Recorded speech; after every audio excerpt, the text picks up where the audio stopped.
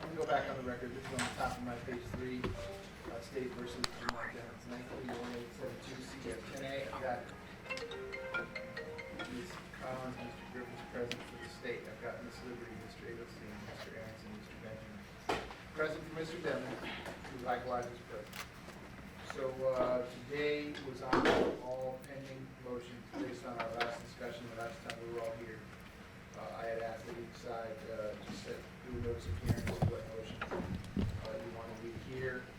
The only notice of hearing that I can find that was filed by Ms. Liberty, February 8th, 2025. It noticed 8 motions. Number 1, defendant's motion for order to show cause. The state of Florida's ongoing willful and flagrant violation of court dated February 9, 2024. 2, motion in limine to exclude James Howard for relevant and immaterial detention communication calls. 3, motion in limine to exclude a relevant and immaterial TikTok video of meat baby. 4, renewed motion to take deposition of Christine Bradley. 5, defendant's motion to strike from the alternative response to the state of Florida's motion to allow former testimony of Felicia Holmes. 6, motion for scheduling. 7, amended third motion to compel forensic images of proceedings following. And 8, motion to compel. So that's what I wanted to get done today. State, I'm being told that there's a medical issue with Ms. Buckley, is that correct? That's correct, Judge. Okay. She's unavailable. And what's your position as far as what you want me to do today? Judge, the other issue we have, and I wasn't present for the hearing Friday afternoon, but my understanding was the course of a notice of hearing deadline was Friday 5 p.m. It was moved to Friday 9 p.m. because Ms. Liberty was stuck in court and needed time to prepare it. The notice was not actually filed until Saturday, so they failed to comply with the court's requirements. So at this point, the state's position is no notice of hearing was properly filed and there's nothing to be heard today. So you want me to do anything? This also in light of the fact that Ms. Buckley was not available. Defense, Ms. Liberty, what do you want me to do? The funny thing is, the great thing about those cameras in this room is everything gets recorded. I did say Friday at 9, and then I actually stepped back because I knew I was setting myself up for failure. And I said, well, I do it Saturday. Taylor then responds, oh, as long as we get it before the beginning of the next business day, which is Monday. So they've had it. Most of these motions, Judge, were filed for over a year. I will bring the court's attention, because last night in preparation of this, I know the last time we were before, they objected then about hearing motions because they were filed under the tampering case. Yet they've filed several different motions saying it doesn't matter what case number are on the motions because these discovery is interchangeable. I'm quoting exactly the language from their own motion. So it's good for them when it's convenient, and now it's not convenient, so there's another excuse. It's been a year. Everything was properly noticed. I will also add, there's no written order setting a filing deadline or allowing them to file a response within a certain time frame. That was oral. So as we all know, oral orders don't count for anything. They need to be written. There was no written order. I did ask to extend it. We are ready to go forward. There are 2 state attorneys sitting over there. Understandable. One of them is missing.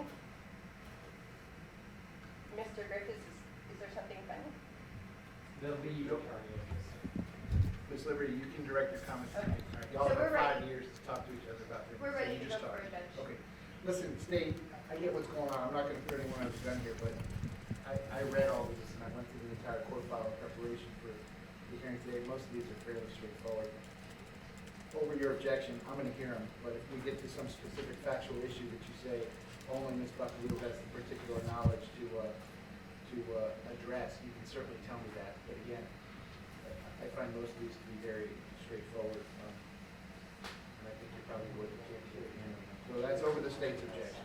So, listen, let me just do them in the order that they're noticed. So number 1 is defendant's motion for order to show cause while the state of Florida should not be found in contempt for ongoing willful and flagrant violation of court order dated February 9th, 2024. I did read the motion on all of these. I read all the motions. If there wasn't any authority cited therein, I did review that as well. Ms. Liberty, I went on CMS yesterday and I went on Odyssey. I can't find any court order dated February 9th, 2024 nor any order that you reference on a motion for rehearing February 16th, 2024. So if someone could show me those two orders.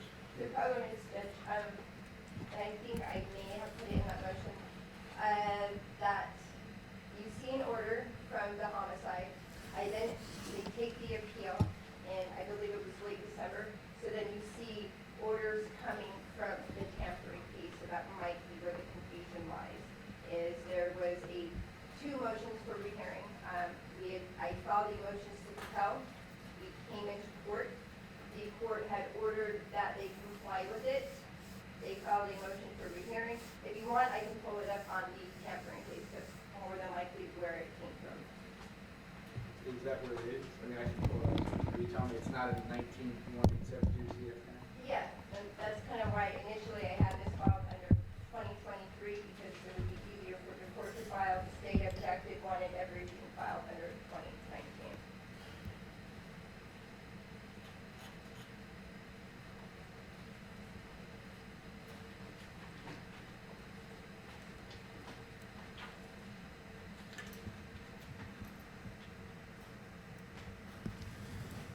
Or we could take them on last, and I'll take a break and then pull everything up so it's there. No, just give me a second.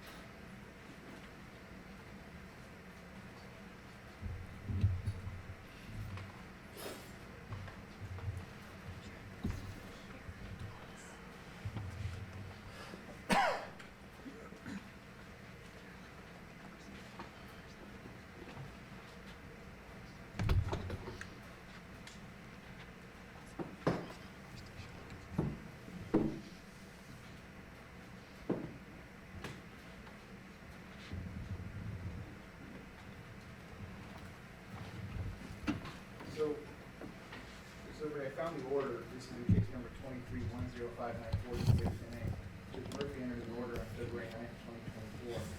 It says this cause came before the court on the defendant's motion to compel discovery filed on February 6, 2024. When the state filed a response, the court held a hearing on February 9, which granted.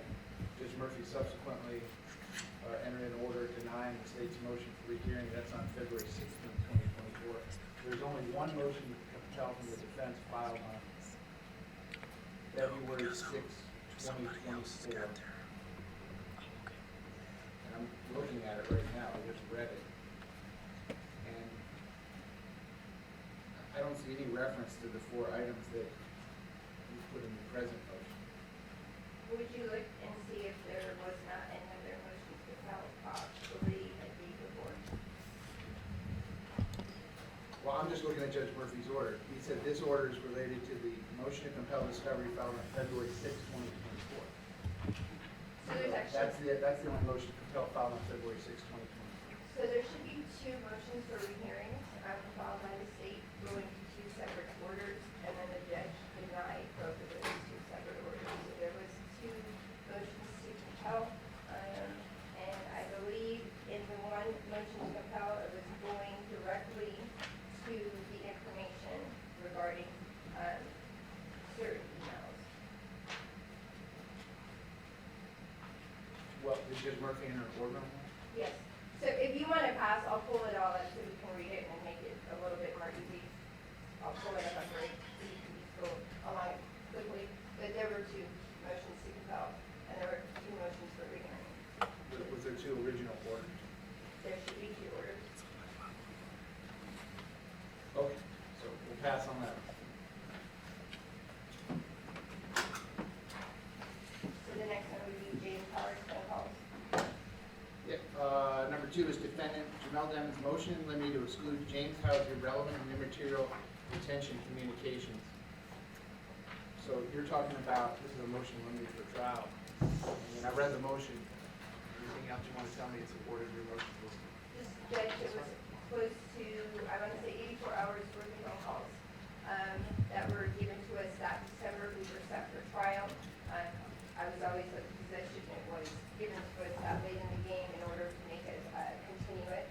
Nonetheless, I had a group of students go through those phone calls along with myself and the investigator. When you look at the police report that was authored by Garrett Steele, it starts referencing a investigation that's being done by Danny Polo into this James Howard, and I believe the Alwood game. He, for some reason, then references James Howard in this police report, saying he was listening to phone calls by James Howard, and then he hears James Howard telling somebody on the phone call that he has to do something for Melly that day. We had the opportunity to depose Detective Polo as well. I asked him this very question. I told him over 80 hours worth of phone calls. There was one phone call, and that one phone call in this batch of phone calls tells us nothing other than him saying, oh, I have to talk to Melly today. Not I have to do something for him, not I gotta call people for him, nothing at all. During the deposition of Detective Polo, when I started questioning him, hey, I went through all these phone calls, could you please direct me to what phone call I should be looking at? What batch of phone calls? He then tells me, it's not this batch of phone calls. It's a batch of phone calls that would go back to 2020 and 2021.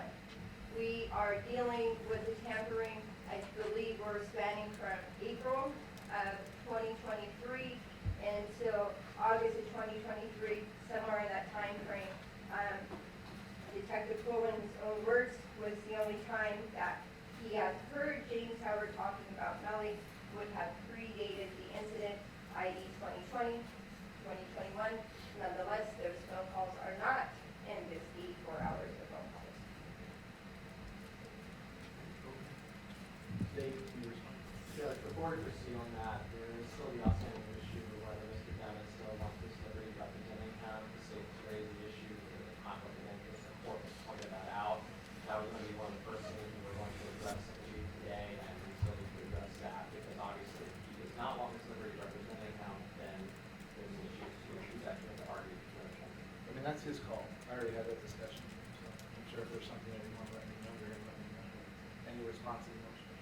Yes, Judge. the state filed a written response, I believe it was yesterday. This is one that was properly prepared, but as pointed out in the argument, the state is not required to disclose which calls it intends to use in trial. But other than that, we are going to rely on the responses. So I did check the docket this morning. I saw no written motion. And it's funny, Judge, that they were starting this hearing off saying they wanted to continue it because they didn't get proper notice. A notice of hearing from, I don't know, almost 2 weeks ago. But in the evening, they filed something before Ms. Buckley went to the hospital. This is the second time. You need to look at me and address things to me. Very good. I could give you a lot of adjectives about what I think of this entire procedure. Funny's not going to be one. Okay. So, anything else you want to tell me about this? No, Judge, I would say there are no material phone calls that would even go to the nexus of witness number. Okay, so, this is one, and I'll enter the appropriate order to be denied without prejudice. I have no idea of what is or what is not going to be relevant. And without hearing the evidence at trial, there's no way that I could. I can't make the state try their case in vacuum. But just without prejudice, you can certainly raise the issue. If the state tries to introduce any of these phone calls at trial, give the appropriate objection, and I'll give you the appropriate ruling. But in a vacuum, having never heard any of these calls, I have no idea what the calls are, nor do I have any idea what the evidence is going to be at the trial. So that one's going to be denied without prejudice. So, Judge, I had for the state of the court client emailed and asked your chambers how you wanted to proceed with some of these videos. So the next one would be a TikTok video. We can show it, or I can give it to chambers. That's what I didn't know like in the past. We usually have provided it, and then you watched it. Well, listen, I'll let you argue what you want, and I'll let the state respond if they want, but for all of these, it would be the same thing. I don't know what the evidence is going to be at the trial. There's actually already been a trial, and the evidence may be the same as the first trial, or it may be completely different. I have no idea. But I can't make a decision now without there being one witness, without being one piece of evidence, without hearing the answer of one question in anyone's testimony. You may be right. These things may be not relevant. And the state may not even try to introduce them, but I can't give you a pretrial ruling, again, in a vacuum when I haven't heard anything yet. So how would you, I'm just curious, how should we proceed? Because we have to do the pre-trial motions. We are seeking for pre-trial rulings to keep out certain evidence that's not relevant. So the next one on here would be a TikTok video, period. We're dealing with, i.e. homicide. This video is after the homicide. I don't even believe the individual in the video, which would be, and excuse me, I'm going to see her name, Geneva Molina, doesn't even know Mr. Dennis. So there is no relevancy to the homicide and my client. If it was filed, I guess, because they have it interchangeably with the tampering, there is no, I guess the tampering in this case would be Mariah Hamilton. There is no evidence in that video of Mariah Hamilton. There is no evidence in that video of anything, period, that has to do with this tampering case or this homicide case. I believe it is the state's burden at this juncture, not our juncture. It's not relevant, period. I don't agree with you. It's not the state's burden. This isn't the trial. So, state, anything you want to tell me? No, we would ask Dr. to defer ruling depending on whether or not it comes up at trial. Depending on the evidence, it may become irrelevant once I provide it, and we can't tell you at this time that and we can't say we don't. We provide it to defense, and should it become relevant at trial, it will be subject to all appropriate relevancy objections, and we can address it then. Thank you. So, for this one, I'll enter a written order. Again, the defense motion is denied without prejudice. Certainly can bring up whatever appropriate objection you need to at whatever time you feel you need to, if in fact the state ever tries to introduce it at trial, which maybe they will or maybe they won't. So that's number two. Just to make sure that I'm following the court's ruling, and if it comes up at trial, should I then file a renewed motion in limine so it can be argued in trial, or will it just be readdressed at trial? Just a check. All right. Number four, renewed motion to take the deposition of Christine Bradley. I did read the motion. Anything else you want to tell me? I would just say Judge Murphy had already entered that order, which I had December 18th. And it says, after such emails are reviewed, if defense still wishes to depose ASA Bradley, counsel shall file a written motion. So I did that. I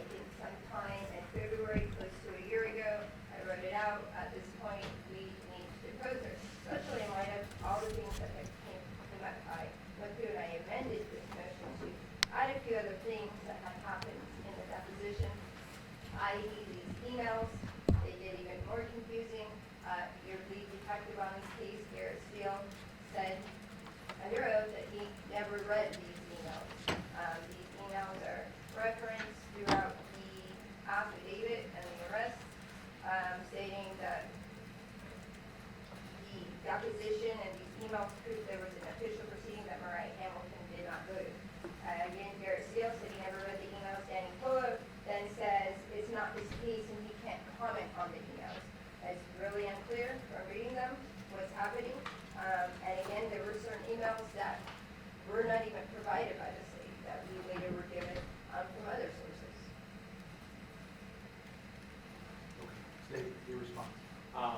First, that's an inaccurate statement. The emails were actually provided. That's actually in the state's response to one of Ms. Liberty's other motions, returning specifically this one. The state filed a response back on January 2nd of 2024, and we're relying on that response. In the 19 days In the 19 days. give me the exact date.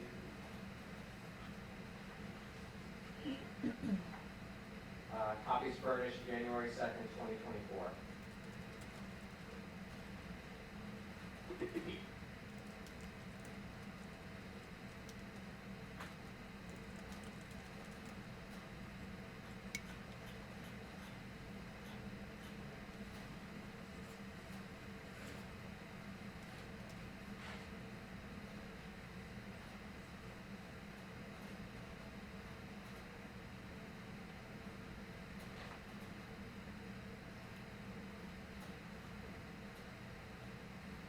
So, State, let me ask you this, is Ms. Bradley listed as a witness? No. She's not, it's not your call. No. Yeah, is she listed by you all as a She is, witness? Judge. So, the defense lists a witness, presumably will, and if you intend to call her as a witness. Yes. So, you don't know what she's going to say, but you intend to call her as a witness? We do intend on calling her as a witness, because she has, I believe, been deposed as far as, or correct me if I'm wrong, as far as the other issue before she testified. Anybody? No. All right, she wasn't there. I want to Tell call. me what you need to, Very give me a couple of questions you want to ask her. I want to get to how, what other emails were there that she had between Christopher Barris, showing the efforts to get Mariah Hamilton to this deposition. So with Ms. Hamilton, that's the person who just got put on an ankle monitor. Yes. So let's say Ms. Hamilton now shows up and testifies, what's the relevance of any of these others? She's gonna be here, she can be subject to examination, cross-examination. If we still have a witness, depending on tampering, we have to get to the bottom line, which means that the arrest report is referencing April 18th. It's going on to say that they looked at emails provided by Ms. Bradley that show these efforts to get her to this deposition, which is weird because we don't have those emails and any efforts to get Ms. Hamilton to a deposition. So we need some clarification from the previous state attorney when you talk about these efforts to get her to deposition, and then you're provided emails, and those emails tell us something totally different than what's being Is Ms. brought Bradley before. listed as a witness in the 23 case? She is not. Is she listed by you as a witness in the 23 case? Not at this juncture, Judge, they took the appeal before we got that far. And this, again, was a motion that was pending, coming up to getting a Well, city. do you want to ask her questions about the homicide, or do you want to ask her questions about the tampering? About the tampering thing. And she's not listed as a witness in either one, by either side in that case? Okay, so with the tampering, this motion had initially been filed. We hadn't got to the point where we were going to do, I had not did a witness list yet on the tampering. She is listed, however, on the homicide. Now, you, Yes.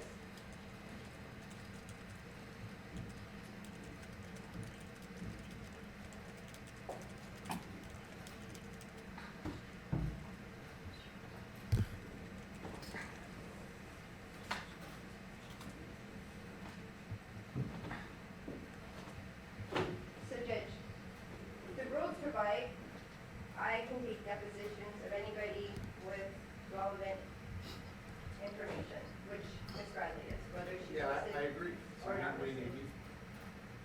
Because they filed a protective order and won't allow me to do it, that's why I had to then file the first motion. All right, so, Mr. Gibbs, I'm looking at 3.220, subsection H, discovery depositions, and this is 1A. The defendant may, without leave of court, take the deposition of any witness listed by a prosecutor's category of witness or listed by a co-defendant as a witness to be called at a joint trial or hearing, that's not what's drafted in this case. But then the next sentence says, after receipt by the defendant of the discovery exhibit, the defendant may, again, without leave of court, take the deposition of any unlisted witness who may have information relevant to the offense charge. So don't they get to take your deposition? Except for the fact that Judge, she is a state attorney, in her role as state attorney, she is entitled to some protection. She filed a protective order, in part because everything that Ms. Liberty is asking for has been turned over. Emails, whatever else that she's been looking for, has been turned over, I believe actually several times by Ms. Buckaloo, again, which is one of the issues going forward today, not having her here, but she was the one that provided copies of everything. Well, she's not an assistant state attorney assigned to this case. Ms. Bradley? No, she's still, What's the it's, problem? it's no different than if somebody is a case filer or works on a case. There are work product protections involved in terms of what Ms. Liberty intends to ask. And we sought that protective order because she's entitled to those protections as a prosecutor, and also because, based upon our response, that it is unnecessary. I'm sorry. Did someone grant the protective order? I believe that was a hearing that Mr. Klinger conducted back in like November of last year, but I was not party to that. So that's where we get this order coming down on December 18th.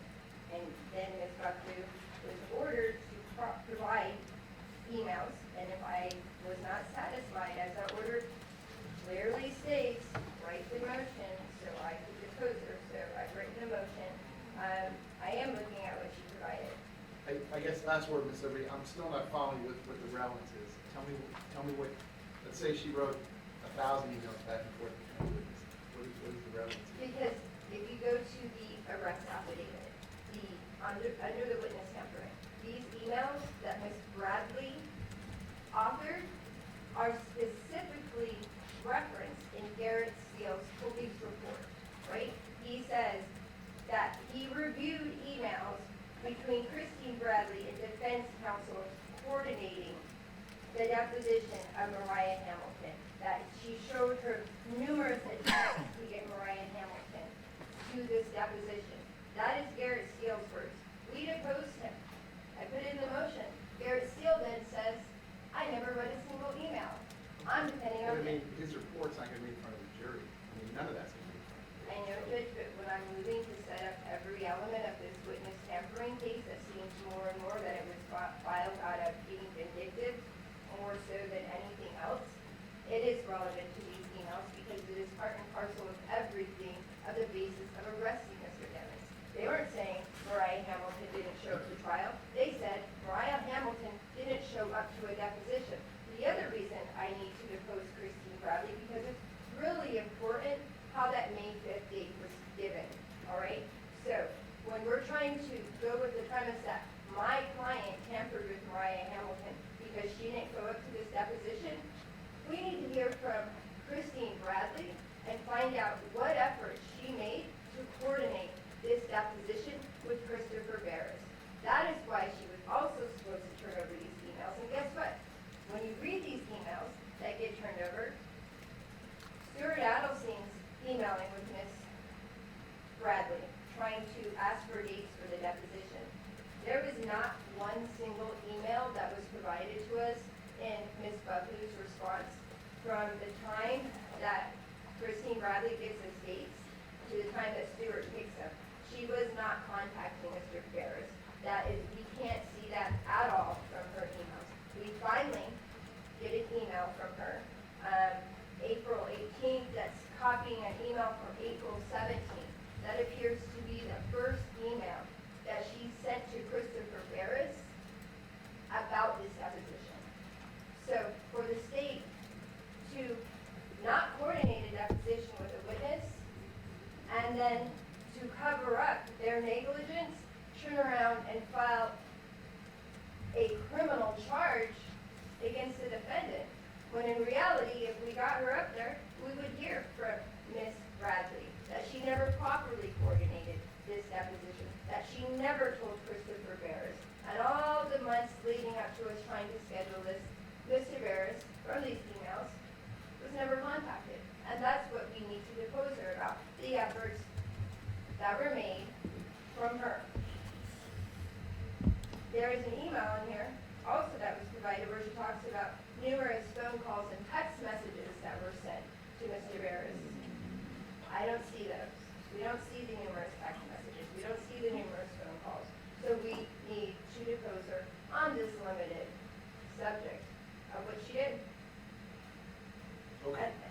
So I just read the information in 23-10594 CO10A. I'm also, I just read the standard jury instruction 21.10, which is tampering with a witness. The elements that the state would have to prove. It's official proceeding, they don't prove it. I know that. I did the deposition of Harris, you know. He can't even tell us what a subpoena is. He kept saying, that's a lawyer word. When I asked him, under the statute, tell me what official proceeding is. He then he goes outside of the statute and tells me anything that's involved with the lawyer, that's an official proceeding. That's your lead detective. They want to kill my client. That's what we're playing with his Well, life, stop, Judge. stop, wait. You just told me this has to do with the tampering case. No one's getting the death penalty for the tampering case. Yeah, but they want Ms. like, Bradley's testimony in the murder case is wholly irrelevant, so. they want Let's like go back. Are prison. we talking about the tampering case, or are we talking about the We are talking homicide about the case? tampering, but they're also intermingled with each other. So it's life in prison. for Okay, the I got it. tampering. Respectfully, over the defense objection, the renewed motion to take the deposition of Christian Travis and deny it. So I'll entertain the appropriate written order.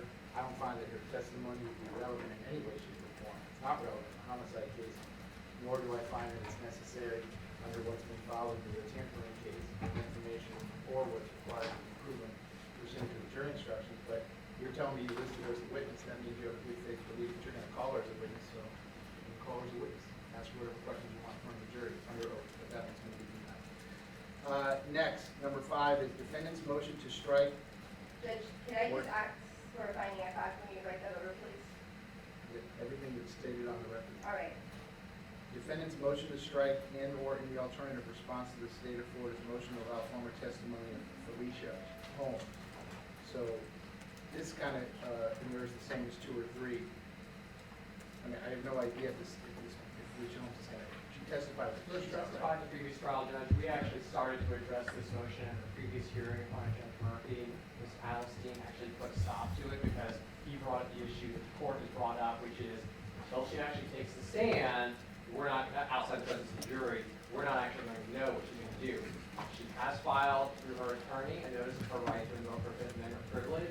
And I believe when she was in court, she was either going to say she was going to invoke her Fifth or say that she didn't remember. But I think what's going to end up happening, as Mr. Adelstein suggested at the previous hearing, once we get to her as a witness at the trial, she'll be brought in outside the presence of the jury, and then we'll have to conduct the inquiry. So you want me to defer on this until we have a proffer from her? And Correct.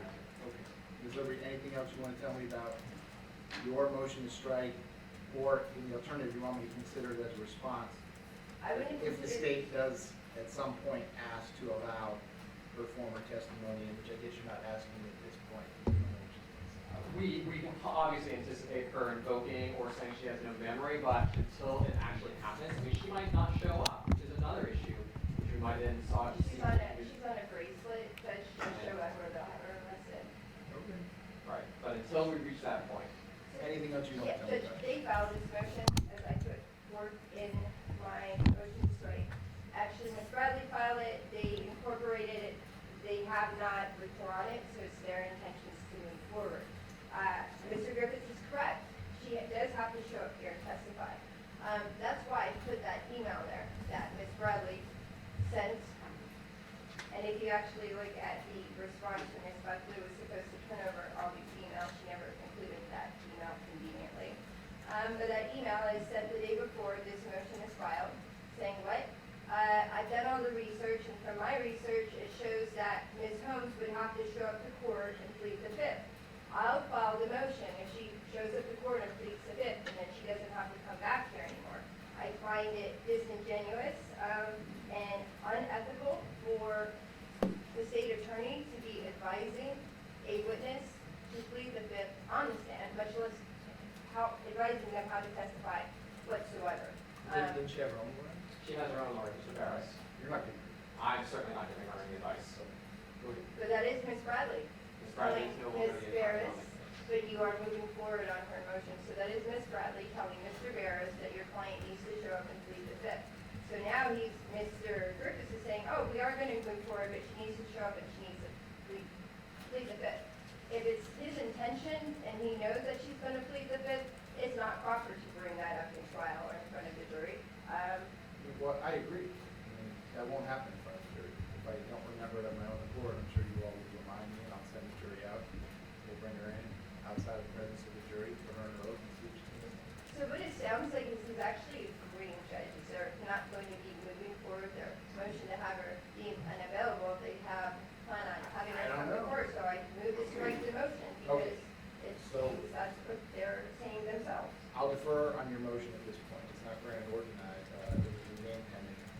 We'll do it properly with Ms. Holmes at the appropriate time. I'll let each side argue, whatever they want to argue, and we'll take it from there. Maybe she'll just decide to answer everyone's question. After we vote. Okay, number 6, motion for scheduling order.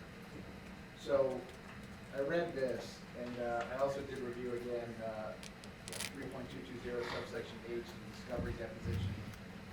And I quote, "A party taking the deposition shall give reasonable written notice to each other party and make a good faith effort to coordinate the date, time, and location of the deposition to accommodate the schedules of other parties and the witnesses to be deposed. The notice shall state the time and the location where the deposition is to be taken, the name of each person to be examined, and a certificate of counsel that a good faith effort was made to coordinate the deposition schedule." So at the end of the day, I consider this more of a professional courtesy. If the parties want to be courteous to each other, that's always kind of preferred, I guess. But if the parties don't want to be courteous to each other, you don't have to wait for one state attorney to tell you, set the deadline. Okay. Mr. Devens has now been in custody for 2,202 days, okay? And if one state attorney is not available, maybe one of the other 2 assigned to this case can stand in. And if all 3 are not available, maybe one of the other 150 state attorneys upstairs might be able to sit in, but you don't have to wait on them, so. Thank you so much, Judge. I mean, Just so you're clear, you're not advising Ms. Liberty unilaterally set the motion. She's well, it's still- not unilateral, she can still coordinate. coordinate with us. If I'm getting, I read the motion, she says she's, I mean, I have one state attorney who can tell me he's working 1 day a week here, is that right? So, that's 80% of the time is off the table, and just being told that I can't show these depots, I won't do it. You don't have to wait, set the depots, subpoena the witnesses, and if someone doesn't answer subpoena, file the appropriate motion, and I'll conduct an indirect criminal contempt proceeding, but it's time to move forward. We are moving forward, Judge, but we also, the other issue has been is that Ms. Liberty must properly coordinate and must properly notice the state. This is a I know, but Mr. Judge, I just read the rule, she doesn't have to coordinate anything, she has to make a good faith effort. Right, to she try. has to make an effort. She has to to put a coordinate. certificate on the bottom that says, So- I tried, they told me no. So what has happened in the past is that she has asked for dates, we provide dates, and then she schedules dates out our times outside of those. Judge, he's And actually then- lying to the Oh, board right now. I've sent it stop, out every please, email. please, stop. She's gonna set her deadline. She has to put a certificate of good faith on the bottom. You all feel that that has been submitted We'll file in for- error, you file the appropriate motion, and then what would be a wonderful use of this court's time is I'll have a hearing with 6 lawyers, 7 lawyers, because you all can't set that. So in case I'm not making my feelings on this point clear, I'm not prejudging anything, but talking to a judge about trying to agree to set depots in a death penalty case is absurd. And I'm embarrassed for both sides. I'm embarrassed. The motion for scheduling order is denied. You don't need a scheduling order. Set your depot. I'll enter the appropriate written order. Next, number 7. Defendant's third motion to compel the forensic images of the cell phones belonging to Christopher Thomas and Anthony Williams. I read this motion. So State, let me start with you on this one.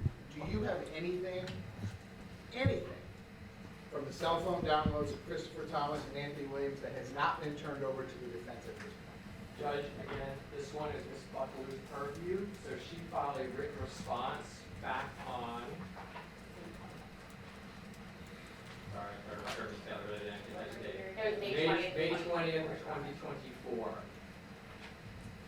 I think the issue that Ms. Buckaloo had, and I'm probably going to be speaking on turn on this one, is that there are contents of the phones that are not relevant to the case. And so some items have been turned over, but not all the items. I am not, this is one where I am lacking knowledge. That's okay. The state doesn't get to decide what's relevant and what's not relevant. These are the homicide victims, right? Yes. Just turn over everything. Well, Judge, I can tell you, because I am a partner, it's not necessarily we have to turn it over, we have to make it available for inspection. We Yes. get a number of dates, we Okay. scheduled that, we told them they can come again. There were multiple days where we sat there, waited for their investigator, came hours late. She's But lying we have- again. So I'm gonna. If I may have to- finish, Your Hold Honor. on. I was the one who was personally there that day with him and our investigator. We anytime they want to come see it, we have had an investigator from our office, the computer, or their investigator there, sit Is down this something and where they anytime can they just want. stick a thumb drive in and download what you got and that's it? Make a copy of it? No, Your Honor. They're Why withholding. can't they do that? As Mr. Griffin said, Ms. Buckler is the one with the most knowledge of all the contents of the phone, and that's why it's all discussed in her response. But regardless, the state's obligation to make it available, we have and continue to, anytime they want to But make it schedule. available, one of the things for to make it inspection. available for is to copy it. They're allowed If to it's copy available it. to be copied. Ms. Buckler, and that's why in this one of the motions, we said that she would be prepared to argue, is of the opinion that she You filed already the went to whole. trial. You Exactly already went to right. trial? And it was You already went to out there. trial. Yes, This is the decedent's cell phone. Okay, over the state's objection, this motion is granted in full. Make the appointment, go over there, download everything that they have. I'll drop off the drive to you. oh, no, they have to copy. Yeah, you gotta come do it. That's what the rule says. Available for copy inspection, so it's available for copy, so go copy it. This is what is my suggestion, because it's a solid right download. If they wanted to copy it, now I can have my expert come and do an actual rip of the phone then. And I Can't And you they just can run copy- it down to can't you digital just- forensics. Just copy what you have? Yeah. Don't you all have it down? Right, their expert can do that, but if, as she's suggesting, she wants her expert, we can absolutely do it regularly, where they set up an appointment with BSO Digital Forensics, and they do a download with them, their Or they process can too. give me their download. I don't understand where I, for the now, the first time have to go to their office to give me download. I've never. They usually say, bring us a drive and we'll download it for you. What do you want, Ms. Liberty? Which is your preference? I will get my expert to do our own download Okay. of the phone. So where, we need the parameters though, so when. There's no where- parameters, just make an appointment, but, listen, I'm not gonna make appointments for you. Okay. If you all can't work that out, I don't know what to tell you, okay? Go appeal to the fourth DCA and say, we can't make appointments and treat each other like civilized human beings when we have to come over and download. You get to download. And I just wanted to make clear on the state's response that Ms. Buckley filed, that she would be the one to argue that we are not prepared to argue, does, in there numerous times cite how that would be a departure from the essential requirements of the law based on all of the 10 pages that she filed, so. Listen, I understand. I understand. I review your motion. It's a capital case. Again, I want to do the reading myself. It's a capital case. She's gonna download it. That's the rule. Last, number 8, the motion to, no, Mr. Eggleston, this is your motion. Yes, sir. I did read your motion. What else do you want to tell me? I will rest on the motion other than to say to the court that under the rules, since it's related to the murder case, they are obligated to give it to us. And I think the court ruled that since defense counsel has not been charged or a defendant in the case, and they've had this information for over a year and nothing's been done, that it does not qualify as an ongoing investigation. In addition to that, Your Honor, that they are obligated and they cannot hide behind the open investigation provision when it deals with information on charges against Mr. Demings, specifically the murder and the tampering case. And they've indicated that the tampering case is somewhat going to be used in the murder case, as I think they said, consciousness of guilt. Furthermore, I know the court has told us to talk to Mr. Demings concerning the potential conflict, and they have alluded to the conflict today.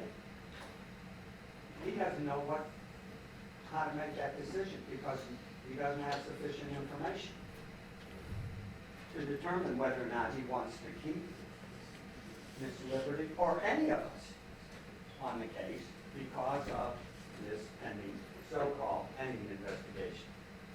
I mean, it's now over a year. It's more like 14 months that they've sat on this information. So, state, listen, for the most part, I agree with what Mr. Eggleston just said. You have a continuing obligation, so when you agree anything that comes from any source that is relevant to the charges against Mr. Demings, you gotta turn that over, right?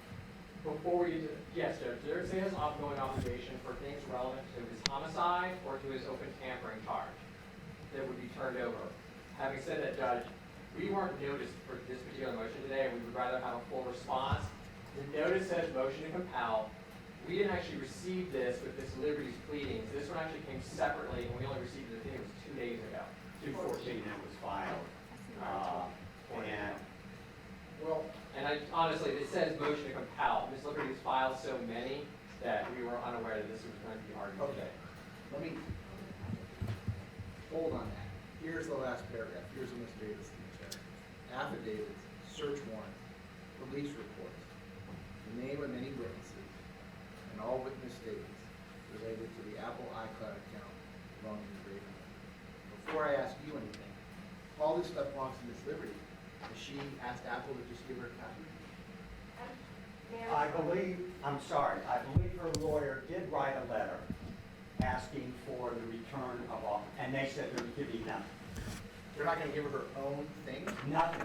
So let me just, if you You will, asked for it, I they told you I no? did actually email, because when they let me know about this warrant, they give you an email that you can address to them. So I sent them an email, and they said, hey, we told you, you have to contact their Broward Sheriff's Office to get anything done. So So I Apple did- won't give you your own stuff? They said Broward Sheriff's Office. Apple then did sit with me, I went through it, I have access to the iCloud, but no, they will not give me the return of what they got. But you have access to the iCloud that has all your stuff on it? Of course, that's just my iPhone. Well, in that- It doesn't matter.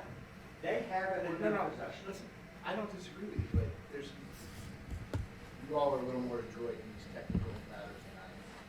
There's nothing that's outside of what's in her iCloud, everything's in it, right? I don't know.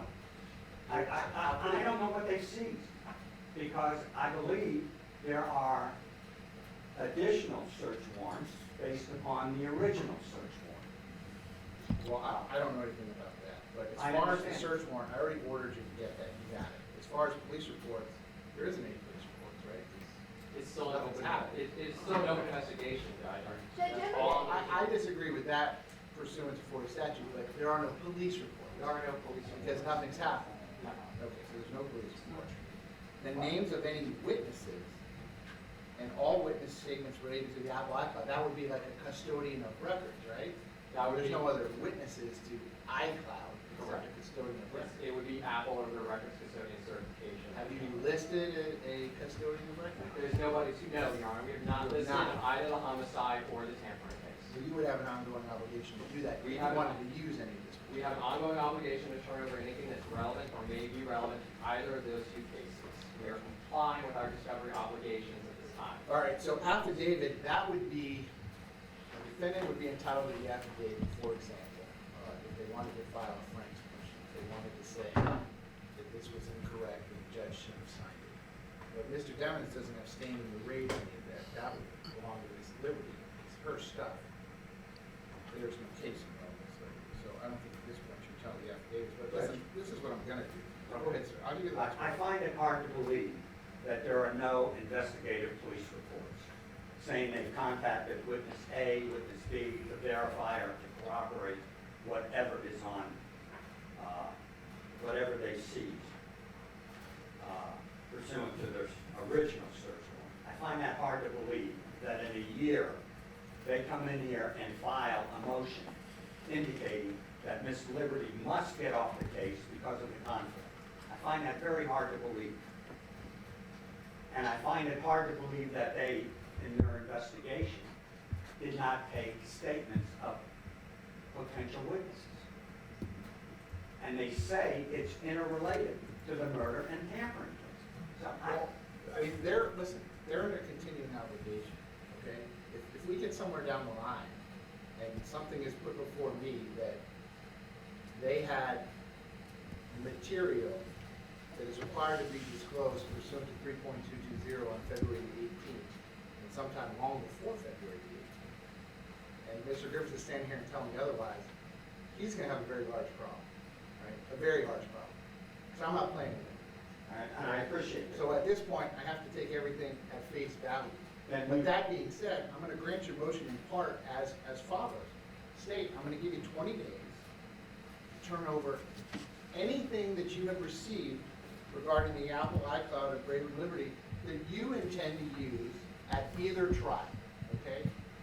And make it as detailed as you can, because if we get forward to the point of a trial, and they stand up and say, Judge, they didn't disclose this, and now they're trying to use it, you will not be using it. It will be barred as evidence at trial, okay? So that's 20 days to turn over anything in the Apple iCloud, download, that you expect to use at trial in either case, in Mr. Demon's case.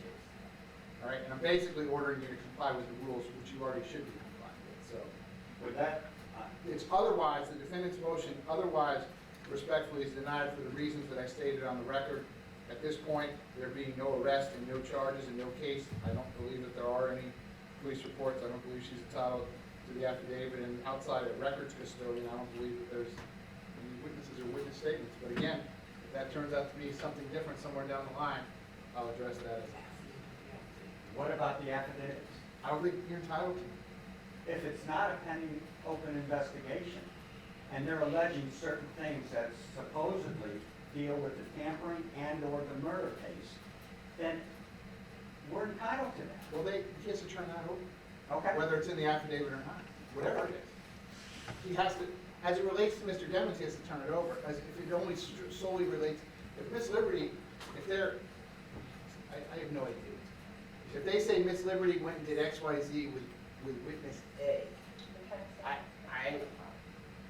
don't know how that wouldn't be considered as relevant to the case. If they want to introduce that in the trial, then they're gonna have to turn it over within 20 days. So I think you're gonna have your answer We'll see. within 20 days. We'll see what the response is, and I'm sure we'll be. So let me go back around to number one.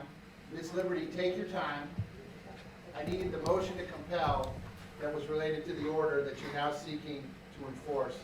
This is back on motion number one. Okay. Judge Murphy granted a motion to compel on February 9th, 2024. And you're telling me the motion to compel that I'm looking at is not the correct motion to compel. So I need to know the motion to compel that you believe Judge Murphy was addressing.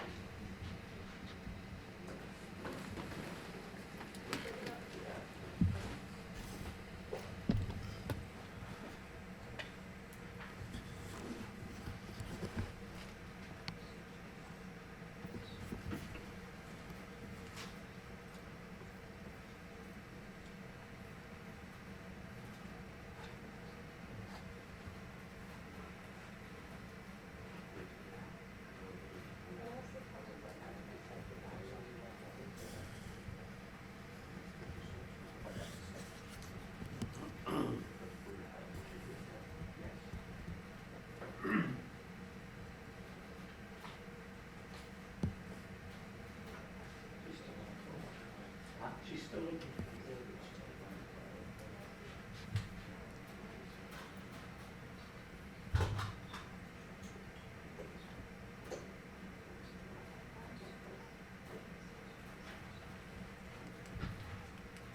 Madam Court Reporter, you all right?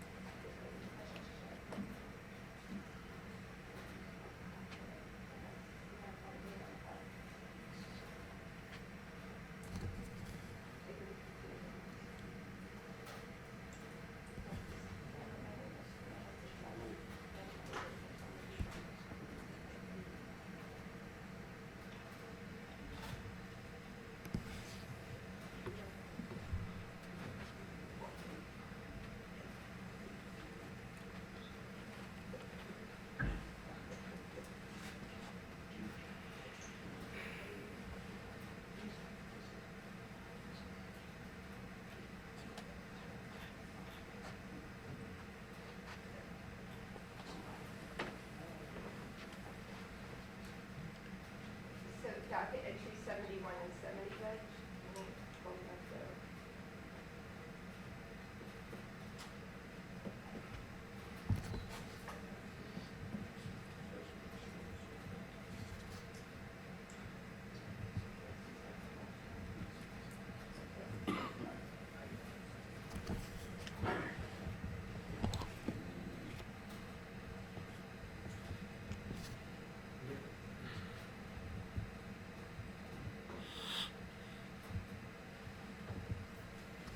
Judge, the filing number of the motion, In which case number? 23. In the 23 case number. What docket entry? So 70 and 71 would be the orders, those docket entries, and then I'll give you the filing numbers. What is the date? February 9th. Judge Murphy signed an order 2 orders. February the 7th. Yes, he did.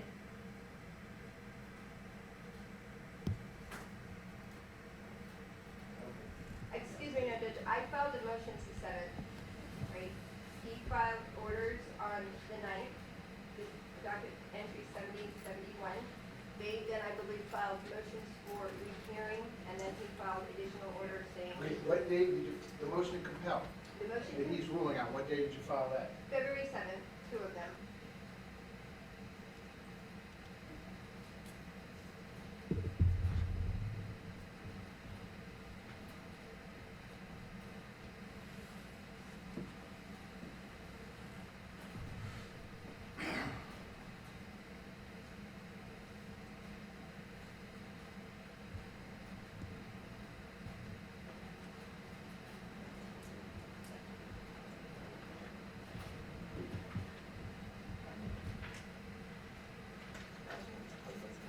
So they filed their motions for hearing on February 13th, that's what it is. You're talking about the motion that's filed February 7th, 2024, asking for, it's the same thing you quoted in the defending motion.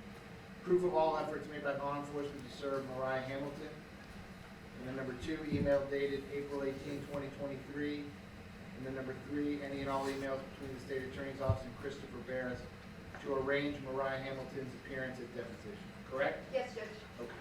And you're telling me the state has not complied with this order, they have not disclosed those items to you? No, they did comply, they gave no, I'm sorry, I didn't ever get the 218, I didn't ever get that clarified until we did the deposition at Garrett Steel, and he brought them.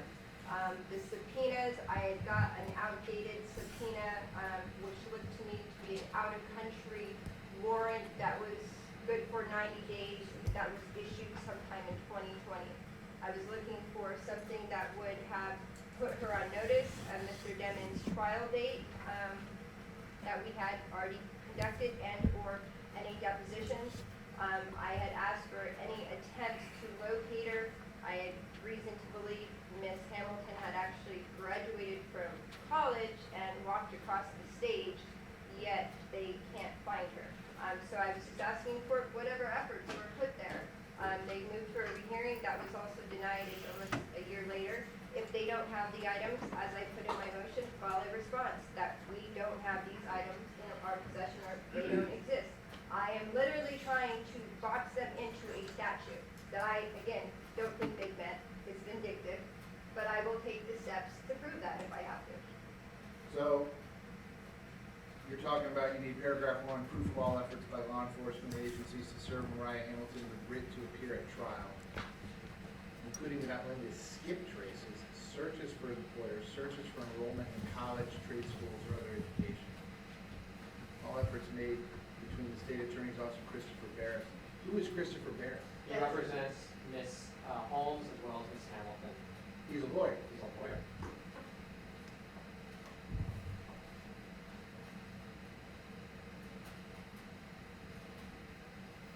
Okay, well, regardless of what I think of this motion, Judge Murphy granted it, so I'll have to turn this into. Judge, we have, and the state also filed a response on February 9th, 2025. I don't know if the court received it. February 9th, 2025, which case number? It was filed yesterday. It was filed yesterday, I'm sorry, the date on the notice says February 9th. It was filed yesterday. It was filed on Which case number case? 191872 CFNA. So I didn't receive it, Judge.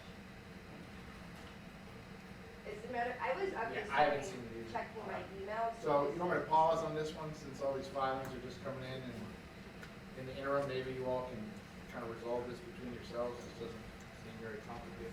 Yeah, because it's not. Okay. It's not, but. So, Ms. Liberty, you want to leave this one pending? I'll defer on, I'll take no action today, it'll remain pending for our next hearing on all pending motions. You want to do it that way? Yes, Judge, fair enough. Okay, so that's all the matters that were noticed for today. I'll sign all the orders momentarily. State, anything else that you need me to do regarding Mr. Dennis? I don't know what you're saying on it. Do you want to address Friday's hearing with the court when you have a moment though? Friday's here. What's that? Mr. Barris set a hearing for Ms. Hamilton this Oh. Friday. Unfortunately, Ms. Buckle is out, Ms. Collins is out, and I have a conflict, so we were just gonna ask if the court would set it for next Friday. Can't, I mean, what is this, on her emergency motion? The emergency motion for Monica. We just have a conflict, because your JA said it without, You object, right? yes. Okay, I got it. State object. So just, your request respectfully, and I just have someone be here. Okay. I'm well aware of the state's position. You object. State, anything else? Nothing today, Your Honor. Okay. Defense, anything else you need me to do for Mr. Dennis today? Your Honor, if I may, Sure. I'm a great fan of motions and limits, and I've been practicing way too long, as my wife tells me. Every judge I've been in front of handles them differently, and all I'm asking from the court is, how do you handle it?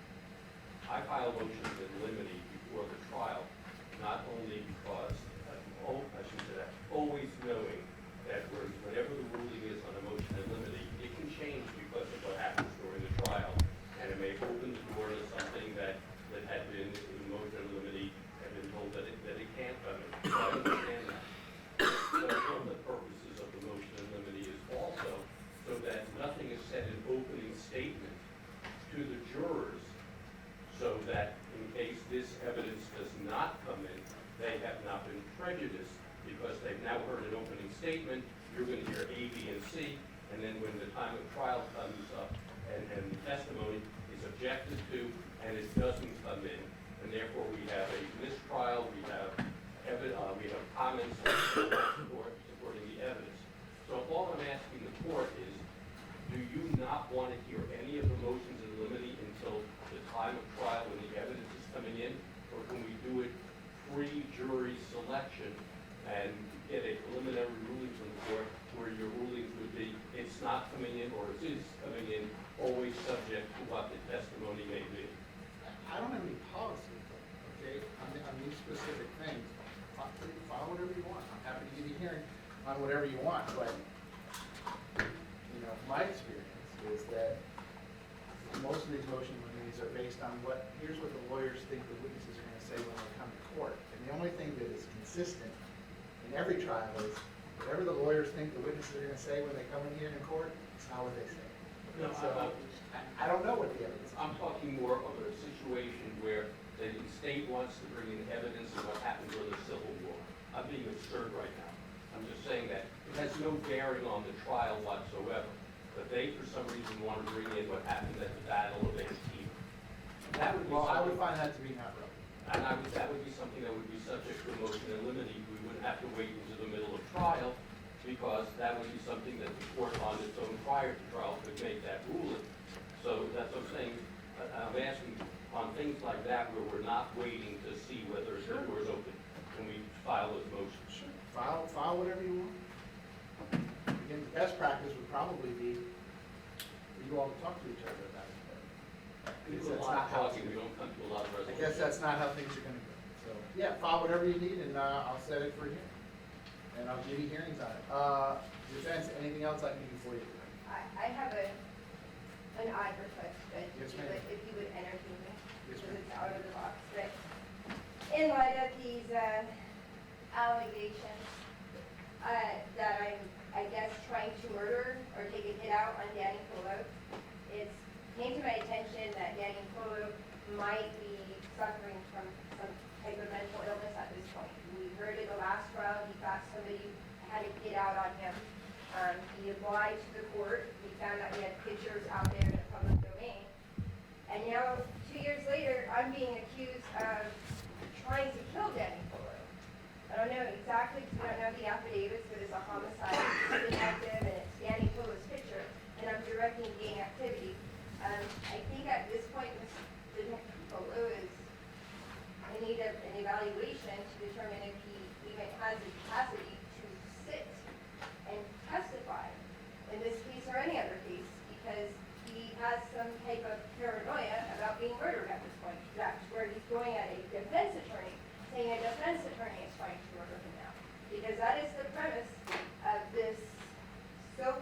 investigation is I'm trying to kill Danny Coleman. That's the witness that they're saying I'm tampering with because he was impeached, not once, but twice. Okay, and the request is, Is that he undergoes a psych evaluation before he's allowed to testify further in this case. I think, because I don't entertain or tennis motions, but I think you're talking about challenging the competency of the witness, correct? Oh, yes. Okay, so I think if you have that concern, I guess you need to file the appropriate written motion regarding the competency of the witness, and then I will give you the. Thank you, Judge. Okay, anything else? One ancillary matter. Your Yes. Honor. Ms. Buckaloo is requesting, the court previously entered an order about including these cases being heard on Zoom. Ms. Buckaloo is asking if you would expand that order a little to allow her only to appear on Zoom. I would be happy to allow all the lawyers to appear on Zoom, but based on what happened, which is what caused me to enter that order. What, I think what. I would need to know, because She all of needs your her names Friday. are out there in the public domain. She's just asking for Friday for the hearing of Mr. Barris as to Sure. that Mariah Hamilton motion. But even going forward, the court can limit people who come in, and only just allow her in, forbid everybody else from coming in. I completely agree with you, but based on the creative nature of the viewing public out there, if I get 7 or 8 or 9 people that all sign in on the same name, then I'm not quite sure how you want me to handle it. Well, we can verify which account Ms. Buckaloo actually is, if that's the case. I'm happy to have all the lawyers' accounts. Thank you. Supreme Court says I'm supposed to do that. I entered the order that I entered because for the reasons that I put in the order. No, I It's the only case I've ever had to do with it. Right, which is the only, and it's the only reason we're asking now. We were fine appearing in Okay. person, but obviously with No problem. her ongoing issues. Maybe off the record, like if the parties want to talk to each other and agree to each other on some code names that you want to use, and only you all will know them. Then I'll let those names in to the Zoom meeting, and that'll be it. But that will require you all to talk to each other and agree on something. So maybe we can move the wheels on the wagon a little bit. Mr. Erickson said, there's a lot of talking, there's just not a lot of agreeing. Okay, understood. All right, so Mr. Demings will remain set for trial, September the 10th at 9 o'clock. It sounds like I will see all of you next Friday, or a couple Fridays down the line, March 7th. Or is it next Friday or this Friday? This Friday This is Friday, Mr. regarding Hamilton's Ms. hearing. Hamilton's motion. Do you all want me to set, let me ask you first, do you want me to set another hearing for all pending motions at some point? The ones that we have, we're not prepared to go forward on at this time, so no. There's nothing else you need me to do? No. Ms.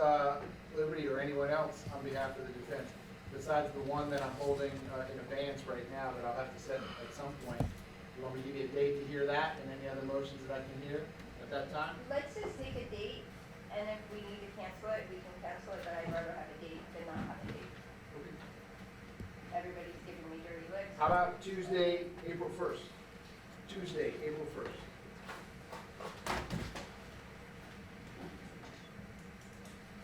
I am supposed to be in trial, but I expect that case to resolve. I believe I have the trial with Your Honor. So well, I have high hopes that trial will be done by then. But if not, you'll be here. I'll be here, but I believe we'll still be in that trial, yes. Okay. Defense, April the 1st, 8:45? That's fine, Your Honor. Okay. In addition to that, on this Friday, on the emergency, I'm sorry to interrupt, I'm sorry, Judge, I'm actually, if we do it that morning, I would not be able to start probably until like 10:30. I had to change it to that morning for Judge Diamante's, I have about 12 victims coming in on that. So I have to start You later. want to do it at 1:45? If I'm still in Ms. Collins' trial, the lunch break is from 12:30 to 1:45. That's fine, we'll take 1:45. 1:45 p.m. on Tuesday, April 1st. it's a perfect day. In addition, this Friday on the Hamilton motion, Mr. Demings requests to be there. Yeah, he'll be on the document. Okay, fair enough. He'll be here. He's in town. Thank you. Okay, so I guess I'll see all of you this Friday, which is Friday, February the 21st at 8:45 a.m. Again, this trial remains set. September the 10th at 9 o'clock. I hope you all have a good rest of your evening. Thanks, Judge, thanks for your patience. Ms. Wilcox, does that otherwise conclude the FT docket for today? Oh, but for the fee hearing, correction. So actually, it'll be in recess until 3:30 p.m. this afternoon. Hope you all have a nice evening.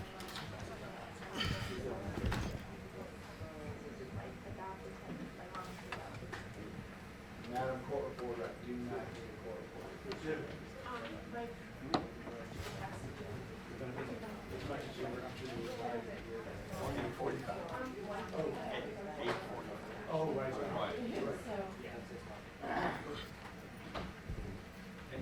It's all, it's just fees this afternoon, no, no, Okay, Judge, just money, just money.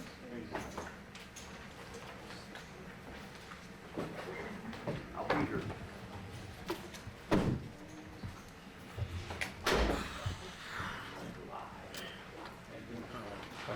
Good thing.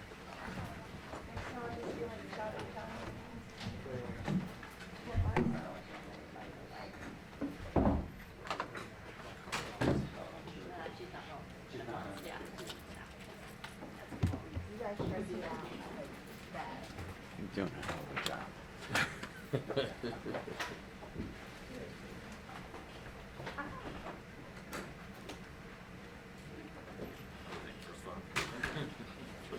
Go for it.